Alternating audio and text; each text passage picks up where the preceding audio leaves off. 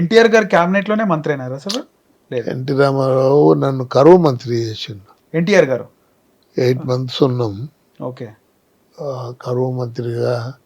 అంటే only drought ministers అని okay. Special representatives to అంటే గవర్నమెంట్ అని దాన్ని ఒక మంత్రి పదవి లెక్క పిలిచి క్యాబినెట్లో కూడా పిలిచేది. ఓకే. ఇంకా తర్వాత కొన్ని సందర్భాల్లో ఎందుకులే అనుకొని ఇంకా బాగుండదు ఇది వీళ్ళు అంటే మనం ఓత్ తీసుకోలేదు కదా అని ఆపిండు. ఓకే. ఎన్టీఆర్ గారితో మీకు ఎట్లుండే సార్? నాకు మంచిగా ఉండేది. అంటే ఏవి కన్వర్జేషన్ కానీ బాగా గుర్తుండిపోయే సంఘటనలు కానీ? ఇప్పుడు 80 అంటే మాకు నేను 89లో ఓడిపోయినా. 89లో ఓడిపోయినప్పుడు అంటే నాకు టికెట్ ఇయ్యలే. ఓకే. ఎన్టీ రామారావు నేను కొద్దిగా ముక్కుసూటిగా అది చేస్తుంటే సరే ఇంకా ఇంకో పెద్ద మనిషి అడ్డం పడ్డాడు 89లో వాళ్ళ కుటుంబ సభ్యుల్లా. ఇప్పుడు ఓకే. నేను చంద్రబాబు నాయుడు వెంబడి ఉంటే ఓకే. ఓకే. తర్వాత కానీ 89లో గ్యాప్ ఏం లేదు కదా సార్, ఇద్దరి మధ్యలో గ్యాప్ కానీ ఏం లేదు? మాకు గ్యాప్ ఏం ఎన్టీఆర్ గారికి చంద్రబాబు ఎన్టీఆర్ గారు నాకు ఫోన్ చేసి మీకు మంచి ఫ్యూచర్ ఉంది, నిన్ను ఇంతకంటే పెద్ద పదవిలో కూర్చోబెడతా అంటే కూడా మీరు ఇప్పుడు ఎందుకు ఇస్తలేరు చెప్పండి అని పోటీ చేసిన.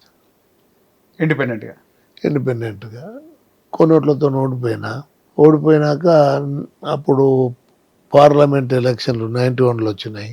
ఓకే. మళ్ళీ ఆయన్నే ఫోన్ చేసిండు. పొరపాటు మీద ఉండొచ్చు నాదా ఉండొచ్చు, డాక్టర్ గారు వచ్చేయండి పార్టీలకు అని. నేను ఒక డెలివరీ కష్టంగా ఉంటే సెక్షన్ చేసి రాత్రి 12 గంటలకు పోయి పడుకున్నా. నేను చెప్పిన ఇంకా లేపకండి, ఏదన్నా ఈ ఒక్క పేషెంట్కి ఏమన్నా కాంప్లికేషన్ వస్తే లేపండి అని చెప్పి. ఓకే. 4 గంటలకు ఎన్టీ రామారావు ఫోన్లు ఎప్పుడు 4 గంటలకు ఉంటుండే పొద్దున్నే. తెల్లవారు 4 గంటలకు ఫోన్ వస్తే ఇంకా ఇట్లా ఎన్టీ రామారావు గారి ఇంటికి అంటే వాళ్ళు ఇంక సార్ వద్దన్నాడు అంటే మేము మాట్లాడిపోయింది అని వాళ్ళ ఆపరేటర్ అంటే నాకు కనెక్ట్ చేసిండ్రు. బ్రదర్ 7 గంటల వరకు వచ్చేయండి. మళ్ళా ఒక మాట అడగలే నన్ను ఆయన, ఏమడగలే, పార్టీలకు రమ్మని ఏది కూడా మాట్లాడలే. 7 గంటలకు మనం బ్రేక్ఫాస్ట్లో కలుద్దాం వచ్చేయండి అన్నాడు. ఓకే.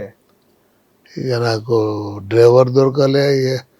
ఇక ఎక్కడి నుంచి రావాలా? నాగర్ కర్నూలు నుంచి రావాలా? అప్పుడు పెద్ద రష్ ఉండకపోయేది కదా. ఓకే. 1 hour 45 minutesలో వచ్చేసిన. స్నానం చేసి వెంబడే వచ్చేసిన. అంటే నాకు ప్రేమ ఉంటేనే కదా వచ్చేది. అంతే సార్, అంతే. ఆ పార్టీ అంటే ఇష్టం ఉంటేనే కదా. ఇంకా అప్పటి నుండి కంటిన్యూస్గా ఉన్నాం. ఓకే. వచ్చినాక ఏం మాట్లాడండి సార్ ఎన్టీఆర్ గారు? అదే ఒక తప్పున నేను నాది ఉండొచ్చు, మీది ఉండొచ్చు, ఏదైనా ఉండొచ్చు అన్నయ్య, నీ అవసరమైతుంది పార్టీకి వచ్చేసి అన్నాడు. ఓకే. అప్పుడు మీరు పోయినప్పుడు ఎవరెవరు ఉండే సార్ అప్పటికి అక్కడ ఎన్టీఆర్ గారి దగ్గర? ఎవరు లేరు. ఓన్లీ బ్రేక్ఫాస్ట్కే. ఓకే. హ్యాబిట్స్లో ఇంటి కదా సార్? హ్యాబిట్స్లో. ఓకే. ఆయన స్టైల్ ఎట్లుంటుండే సార్ ఎన్టీఆర్ గారిది? చాలా మంది చెప్తుంటారు కదా పోగానే అంటే భోజన పీరియడ్ అని చెప్పేసి ఆయన మార్నింగే లేస్తాడు.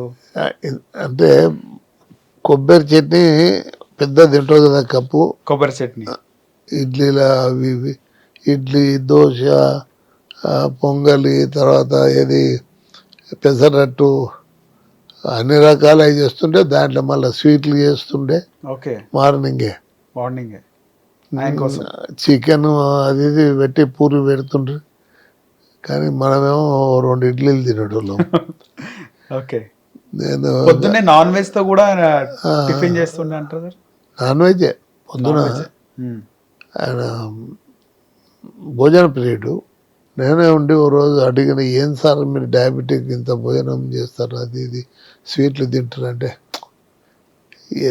ఎట్లా జరిగేది ఉంటే అట్లా జరుగుతుందా, గుండె ధైర్యం.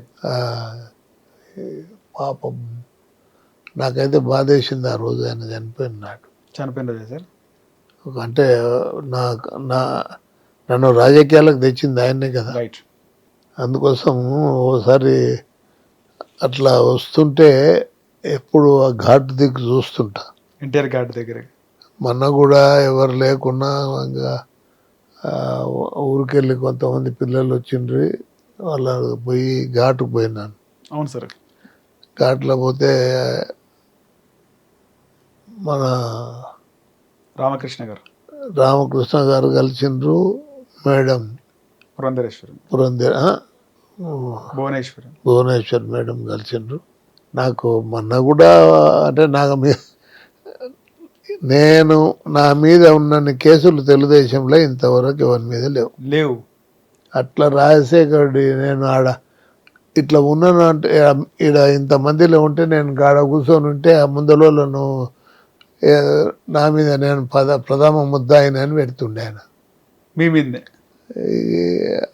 ఓ కేసు ఎన్నేళ్ళు, 7 ఏళ్ళు, 18 ఏళ్ళు. అసలుకు మేము ఓబులాపురం మైనింగ్ దాని మీద పోతే ఓబులాపురం మైనింగ్లో అక్కడికి 3-4 కిలోమీటర్ల దూరంలో ఉన్నాం, కారులో ఉన్నాం, రోడ్డు నువ్వు ఆపలే, ఏది ఆపలే, కానీ అరెస్ట్ చేసి పారేసి. ఓకే, డైరెక్ట్ ట్రెస్ పాస్ కింద దాంట్లోకి పోయినట్టు పోకముందే. ఇప్పుడు గాలి జనార్దన్ రెడ్డి గారు ఆడికి ఒకసారి అసెంబ్లీకి వెళ్ళి కమిటీ పోయినాము. ఓకే. గాలి జనార్దన్ రెడ్డి నాకే విచిత్రం అనిపించింది. మేము 13 మందిని పోతే ఒక్కరిని నేను అడిగిన, మీకు 15 హెక్టార్ల భూమి ఇచ్చిండ్రు. ఓకే. ఇది చేసేందుకు హెక్టార్లు, ఓకే, మైనింగ్ చేసుకోవడానికి. మైనింగ్ దాంట్లో ఇప్పుడు మీరు 5 హెక్టార్ల 6 హెక్టార్లను మైనింగ్ చేయాలి. ఓకే. అంటే మళ్ళీ పర్మిషన్ తీసుకొని పోస్టందుకు ఇట్లా కావాలి కదా స్థలం, అట్లా చేసినందుకు ఓకే, దానికి బౌండరీస్ పెట్టాలి. ఓకే, ఎక్కడ వరకు 15 హెక్టార్లది బౌండరీస్ పెట్టాలి. మరి ఇటు కనుచూపు మేర గుట్టలు, ఇటు కనుచూపు మేర గుట్టలు, వెనక్కి ముందలికి మెంబై నిలబడ్డ దగ్గర ఓకే 1000 ఎకరాల మైనింగ్ జరుగుతుంది.